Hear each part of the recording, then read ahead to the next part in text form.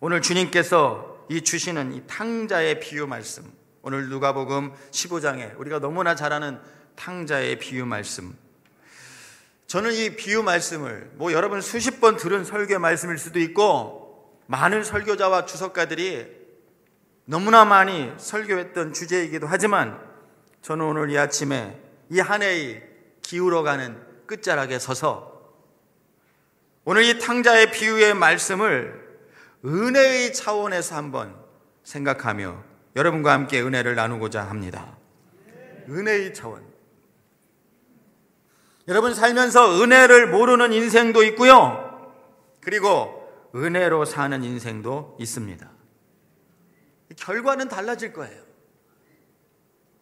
주님께서는 오늘 아침에 우리에게 말씀하시기를 네가 지금 누리고 사는 시간과 물질과 건강과 너의 사랑하는 옆에 있는 가족들과 이 모든 것은 당연히 내가 잘나서 내가 마땅히 받을 만해서 내가 받고 누리고 사는 것이 아니라 은혜로 내게 있는 것이다.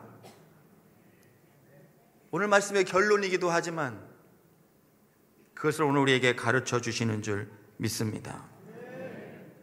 여러분, 지금 내게 있는 모든 것을 당연하다고 여기고 살 때가 있지만 지금 내게 있는 모든 것은 당연히 내게 있어야 하는 것들이 아니라 은혜로 주신 것이란 말이에요. 가족도 그렇고요, 사랑하는 내 아내와 남편도 그렇고요, 직장도 그렇고요, 건강도 그렇고요, 내가 지금 나와 예배드린 우리 교회도 그래요. 교회도.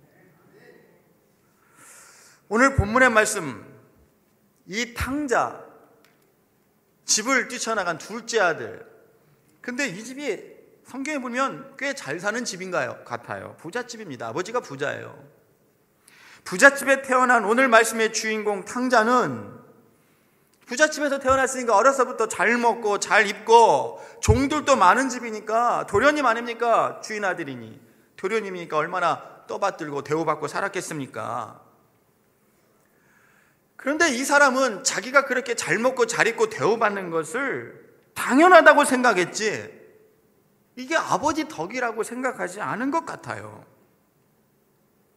그렇기 때문에 잘 먹고 잘 살고 대우받고 살았지만, 부족한 것 없이 살았지만 감사하기는커녕 오늘 성경 말씀을 가만히 보면 이 사람 마음에는 불만이 있었고요, 원망이 있었습니다. 내가 언제까지 아버지 밑에서 이렇게 종처럼 살아야 되나? 왜 아버지 이렇게 사사건건 내 일에 간섭하시나? 아이 진짜 아버지 집 떠나서 내 마음대로 살면 더 잘 살 것 같다, 이런 불만이 있었던 것 같아요. 그래서 아버지한테 내 재산 아버지가 어차피 물려줄 건데 미리 좀 떼주세요. 내가 좀 분가하겠습니다.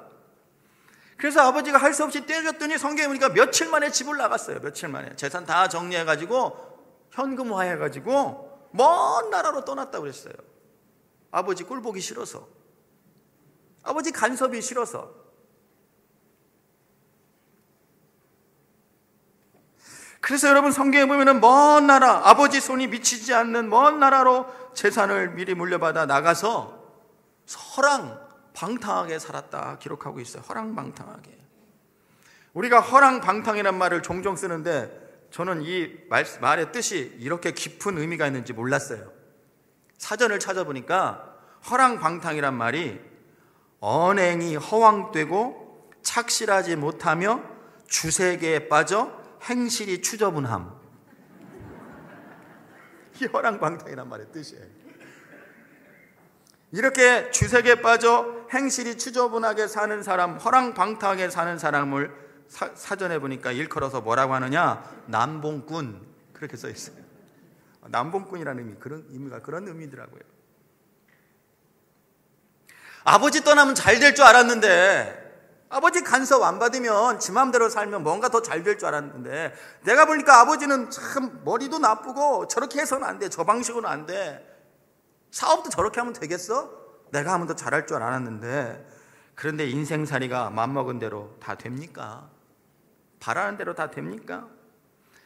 아버지 간섭 피하면 더 잘되고 더 크게 사업에 성공할 줄 알았던 꿈은 산산이 처참히 부서져 깨져버리고 얼마 가지 못해서 물려받아 나온 재산 다 탕진하고 알거지가 됐어요. 알거지가. 근데 성경에 보니까 마침 그때 그 동네에 흉년까지 겹쳐가지고 먹을 것도 없는 신세가 돼버렸어요. 그 많던 친구들 다 떠나고 그 좋은 집 뺏기고 자동차 뺏기고 좋은 옷 다 뺏기고 빚져가지고 알거지 돼가지고 먹을 것도 없는 처참한 신세가 돼버렸어요. 여러분, 재물을 의지하고 살면 그 재물이란 것은 언젠가는 사라지고 마는 것입니다. 아버지가 간섭하는 것이 은혜였다는 것, 아버지 통제가 은혜였다는 것을 모르던 인생이 하루아침에 망하고 나니까 추락해버린 자기 거지 같은 신세를 보니까 너무나 처량하고 고통스러웠어요. 아버지 떠나면 잘 될 줄 알았는데, 자유롭고 좋을 줄 알았는데, 돼지치는 잡일을 하면서 그 돼지밥도 못 얻어먹어가지고 죽을 지경이 되었습니다. 죽을 지경이. 성경에 굶주려 죽게 되었다 그랬어요. 여러분, 사람의 처지라는 게 하루아침에 달라질 수 있습니다. 하루아침에. 그러니까 여러분, 우리가 살면서 조금 뭐가 잘 된다고 자만하거나 교만할 것도 없고, 뭐가 조금 안 된다고 코가 쑥 빠져서 낙심할 것도 없어요. 인생살이가 길게 보면 하루아침에 달라지고, 있다가도 없고 없다가도 있고, 건강하고도 약해지고 약해지다가도 건강하는 것이 인생입니다. 예. 가만히 생각하니까 하루아침에 달라진 자기 인생살이가, 자기 처지가 너무 허망합니다. 기가 막혀서 여러분 비참한 심경이 되고 주저앉아서 땅을 치다 보니 여러분 참 신기하죠? 의식주 생활조차도 당연지사가 아니라 내가 잘 먹고 잘 입고 잘 살았던 것은, 야, 이게 아버지가 베풀어 주신 은혜였구나. 당연히 내가 누릴 만해서 누린 게 아니었구나. 나라는 사람은 이런 사람밖에 안 되는구나. 망하고 보니까 내가 받을 만해서 받은 게 아니었구나. 여러분, 돼지우리에 앉아서 거짓 신세가 돼서 자기를 보니까 자기가 옛날에 누렸던 게 당연한 게 아니었어요. 그게 아버지가 자기한테 주신 은혜였어요.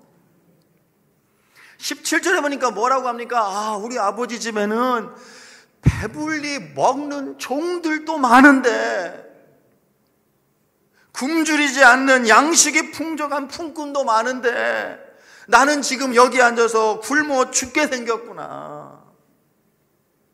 인생의 밑바닥까지 내동댕이 쳐지고 나니까 그의 인생에 있어서 당연지사라는 것은 하나도 없다는 것을 이 탕자는 이 실패의 자리에서 돼지우리 간에 앉아서 깨닫게 됩니다. 깨닫게 돼요. 망하고 나서 탕자가 그것을 깨닫는 순간에 머릿속에 떠오르는 분이 있어요. 누가 떠올랐을까요? 자기에게 먹여주고 재워줬던, 좋은 것을 줬던 아버지를 생각합니다. 고향을 생각합니다. 고향 땅을. 이제야 그는 아버지가 만일 나 같은 놈도 조금이라도 용서해 주시고 은혜를 베풀어 주시면 내가 여기서 죽을 텐데 죽지는 않고 살겠구나. 아버지께로 돌아가면 죽지는 않고는 살겠구나. 아버지가 조금만 은혜를 베풀어 주시면 나는 다시 살 수 있겠구나. 야, 산다는 것이, 인생이라는 것이 은혜 없이는 못 사는 것이구나. 살아있다는 것 자체가, 인생이라는 자체가 은혜인 것을 이 탕자는 생각하고, 아버지의 은혜를 생각하고 그 은혜를 찾아서 고향으로 돌아가기로 작정했습니다. 그리고 돌아갑니다. 여러분, 똑같은 그 아버지의 그 아들이에요.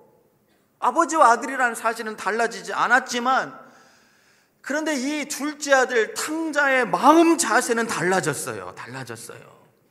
이제 돌아가서 아버지가 자기에게 뭘 주시든지, 옷을 한 벌 주시든지, 밥을 한 그릇 주시든지 간에 아버지가 그에게 주시는 것은 모든 것이 옛날에는 당연하다고 여겼고, 그래서 불평과 불만이 있었는데, 감사는 없었는데, 그게 당연한 일이 아니고 모두 아버지의 은혜고 축복이다. 아, 그렇구나. 마음이 달라졌어요. 마음이. 여러분 잘 들어보십시오. 고난을 겪어보니까 그렇게 우습게 여겼던 아버지가 크게 보입니다. 크게 보여요.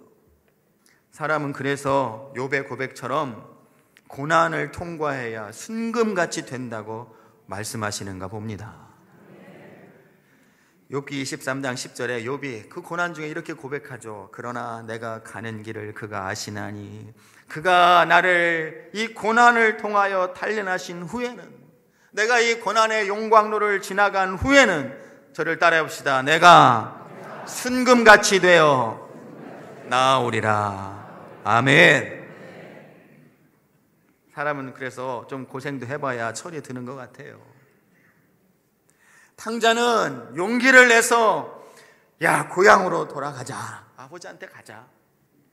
아버지가 좀 은혜를 베풀어 주셔서 먹여주시고 재워주시기만 한다면 내가 아버지 집에 종으로 살아도 여기서 살다가 이렇게 하다가 죽느니 차라리 종으로 사는 게 그래도 낫지 않냐? 내가 돌아가면 무슨 면목으로 아버지를 아버지라고 부르겠나? 내 죄를 하늘에 짓고 아버지께 지은 죄를 어떻게 다 갚겠나? 품꾼으로만이라도 받아주시고 먹여만 주신다면 내가 아버지한테 가야겠다. 철이 좀 나는 거죠. 철이.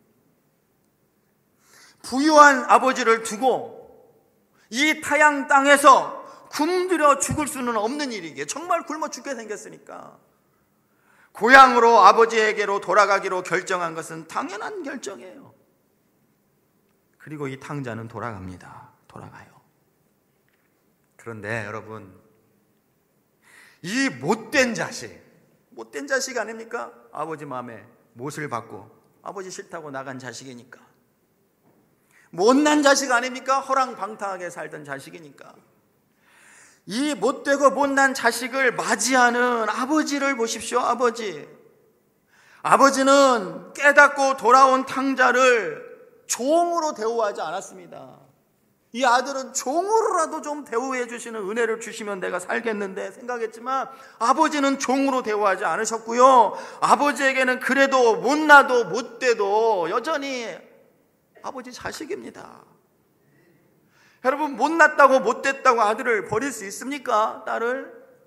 여러분, 가끔가다 호적에 파는 일도 있더라고요. 저놈의 자식 내가 호적에서 파버리겠다. 여러분, 백날 호적에서 파보세요. 법적으로는 내 아들이 아닐지 모르지만 생물학적으로 내 아들이 아닌 게 되나? 예? 소용없는 일입니다. 이 아버지와 자식과의 관계는 끊을 수가 없어요. 그 무엇으로도 바꿀 수도 없어요. 이건 피해 관계예요. 물보다 진한 피해 관계. 피. 사무엘하 7장에 보면 우리는 하나님 아버지와 나와 이 뗄 수 없는 관계를 보게 됩니다. 사무엘하 7장에 보니까 다윗이 왕이 된 다음에 이제 나라도 좀 어느 정도 틀이 잡히고 왕궁도 지었어요. 왕궁도 좋은 백향목으로. 그래서 자기 왕궁에서 뒷짐지고 거닐었겠죠. 야, 좋다. 그러다가 문득 보니까 저 멀리 휘장이 보이는 거예요. 하나님의 법궤가 있는 천막, 성막이 보이는 거예요. 그때까지 성막, 법궤, 휘장에 있었으니까 다윗의 마음속에 야, 나는 이렇게 좋은 집에서 사는데 하나님은 저렇게 누추한 휘장에 거하시니 안 되겠다. 이게 다 하나님의 은혜인데 내가 아버지를 위하여 좀 집을, 성전을 건축해야겠다. 이렇게 마음만 먹었어요. 마음만. 생각만 했어요. 그런데 하나님은 마음만 먹었는데 다윗이 짓지도 않았어요. 마음만. 근데 그 마음만 먹었는데 그걸 그렇게 좋아하셨어요. 사무엘하 7장을 읽어보세요. 그래서 하나님의 선지자 나단을 시켜가지고 다윗에게 야, 다윗한테 가서 이렇게 말해라. 이스라엘에 많은 지파가 있지만 내가 어떤 지파에게도 야, 나는 휘장에 거하는데 너희들을 나를 위해서 집도 안 져주냐? 이렇게 말한 적도 없는데, 그러니까 아무도 나를 위해서 집을 져줄 생각을 해본 적도 없는데 어떻게 다윗은 이렇게 신통한 생각을 하냐? 어떻게 저렇게 기특한 마음을 갖냐? 너무 좋다. 너무 좋아. 그래서 내가 다윗하고 새로운 계약을 맺겠다. 지금까지는 내가 하나님이고 다윗은 내 종이었지만, 주인과 종의 관계였지만, 따라합시다. 지금부터는 내가 다윗과 아버지와 아들의 관계를 맺겠다. 그게 유명한, 선교학적으로 신학적으로 유명한 사건, The Contract of Father and son relationship, 아버지와 아들의 계약 관계라는 것이 사무엘하 7장에서 맺어집니다. 다윗과. 그러면서 하나님께서 하시는 말이, 야 다윗아, 네 앞에 있던 사울 왕은 내 아들이 아니었어, 내 종이었어. 그래서 잘못했을 때 내가 내 은총을 거두었고 쫓아냈지만, 그래서 다윗이 왕이 된 거 아닙니까? 그런데 이제부터 너는 내 종이 아니라 내 아들이다. 내 아들. 나는 네 애비고 너는 내 자식이다. 그러니 네가 잘하도 잘못해도, 설령 잘못한다 할지라도 내가 너를 쫓아내지 않고 내가 너에게 베푼 사랑을 거두지 않겠다. 네가 잘못하면 징계는 하겠지만, 매는 치겠지만 결코 내가 너를 버리지 않겠다. 할렐루야. 여러분, 자식을 잘못한다고 버릴 수 있습니까? 끊어낼 수 있습니까? 안 되잖아요. 아버지가 다윗과 하나님이 맺은 계약이 그거예요. 너는 내 아들이라. 다윗이 이 말씀을 듣고 시편 2편 7절에서 이렇게 고백해요. 내가 여호와의 명령을 전하노라. 여호와께서 내게 이르시되 너는 내 아들이라. 오늘날 내가 너를 낳았도다. 할렐루야. 주님도 똑같은 말씀을 하셔요. 영접하는 자, 곧 그 이름을 믿는 자들에게는 하나님의 자녀가 되는 권세를 주셨으니. 여러분, 아버지와 나와의 관계, 하나님과 나와의 관계는요, 아버지와 아들의 관계입니다. 이건 물보다 친한 피의 관계예요. 피의 관계. 무슨 피입니까? 독생자 우리 주 예수 그리스도 십자가에서 뚝뚝 흘리신 그 십자가 피로 맺어진 관계죠. 예. 그래서 그 피로 저도 여러분도 하나님의 아들이 되고 딸이 되었습니다. 이거는요, 여러분, 이것이 복음인데, 이 아버지와 하나님과의 이 사랑의 관계, 이 아들이 되고 딸이 된 이 부모, 부자, 부녀의 관계는요, 누구도 끊을 수 없는 영원한 관계예요. 그 무엇도 끊을 수 없다고 그랬어요. 바울이 고백하기를 이 세상 그 무엇도 하나님의 사랑을 끊을 수가 없느니라. 이 은혜의 관계에 저와 여러분은 예수의 피로 들어온 겁니다. 탕자가 깨달은 건 바로 이거였어요. 주업 열매를 주워 먹으면서 돼지우리에 앉아서 탕자가 깨달은 것은 자기가 누리고 살던 모든 것이 아버지의 은혜였기에 아버지를 떠나면 잘 될 줄 알았는데, 자기는 아버지를 이해관계로 이해했어요. 아버지가 준 만큼 나도 하고 아버지가 베푼 만큼 나도 하는 거지, 아버지가 나한테 잘못하는데 내가 아버지한테 잘하면 되나? 이해의 관계였어요, 탕자가 생각한 아버지와의 관계는. 그러나 여러분, 아버지는 은혜의 관계로 아들을 봤어요. 은혜의 관계로. 은혜의 관계로. 은혜를 이제야 깨달은 아들에게 아버지는 더 큰 은혜를 주십니다. 여러분, 탕자의 아버지는 이 아들이 돌아온다는 소식을 듣고 너무나 기뻤어요. 너무나 기뻤어요. 그냥 집을 나갔던 아들이 돌아오는 것만으로도 기쁜 일인데, 여러분 오늘 21절에 보니까 아버지를 만난 이 탕자가 아버지 발 앞에 엎드려 이렇게 말합니다. 아버지, 아버지, 내가 하늘과 또 아버지께 죄를 지었사오니 지금부터는 아버지의 아들이라고도 부르지 마세요. 저는 그럴 자격도 없는 놈입니다. 야, 이게 철난 자식의 소리 아닙니까? 그렇게 못되게 굴더니, 그렇게 아버지 은혜도 모르고 감사할 줄도 모르고 불평만 하다가 아버지 못에다가 마음에다가 대못을 받고 집을 떠나고 뛰쳐나가더니, 이 아들이 나가서 그 짓거리 돼서 들어왔는데 하는 말이, 아버지, 내가 아버지 앞에 죄인입니다. 저는 아들도 못 됩니다. 저를 그냥 품값을 주는 종으로만이라도 받아주셔도 저는 감사합니다. 이 말을 들어보니까 아버지가 보니까 이 아버지의 은혜를 아는 아들로 바뀌어서 왔어. 철이 들어서 왔어. 아버지는 춤이라도 추고 싶었어요. 이 아들을 만난 것도 기쁘지만 이 아들이 철이 들어서 왔으니, 감사할 줄 알고 왔으니, 은혜를 알고 왔으니, 거지 같은 모습으로 돌아온 아들을 보자마자 아버지 마음에는 너무나 불쌍한 마음이 들어서 눈물이 왈칵 쏟아집니다. 맨발로 뛰어나가서 그 아들 그 짓꼴을 하고 온 그 못난 자식을 끌어안고 입을 맞추고 뽀뽀를 하고 춤을 춥니다. 그리고 잔치를 베풀어요. 잔치를. 좋은 옷을 갖다 입혀라. 금가락지를 끼워라. 살찐 소가지를 잡아라. 아니 도대체 이렇게 해줄 만한 놈입니까 이 아들이? 그런데 아버지는 이 아들을 이해관계로 대하지 않았어요. 이 아버지는 은혜의 관계 속에서 사는 분이었어요.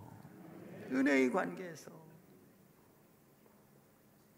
사랑하는 성도 여러분, 우리가 살다가 보면 여러 가지 일들이 당합니다. 아파 보면요, 건강하게 사는 것이 당연지사가 아닌 것을 압니다.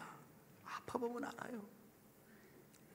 망해 보면요, 장사하고 사업하고 직장생활하는 것도 당연지사가 아니라 은혜인 것을 깨닫습니다. 여러분, 교회 생활하다가 때로는 시험이 와서 교회를 떠날 때도 있어요. 교회를 떠나보면 내 교회, 내가 뿌리를 내리고 한 교회를 섬기며 성도들과 기쁨으로 신앙생활할 수 있다는 것도 당연한 일이 아니라 은혜인 것을 압니다. 여러분, 그런 거 알려고 그렇다고 떠날 필요는 없어요. 우리들의 삶 속에 당연지사는 없습니다. 이게 참 깊은 뜻이 들어있어요. 내가 서 있는 이 자리, 나의 가정, 다시 말하지만 내 아내와 내 남편, 내 자식, 내가 가지고 있는 이 건강, 내 교회, 나의 일터, 여러분 무엇 하나도 내 덕인 것은 없고 당연한 것은 없습니다.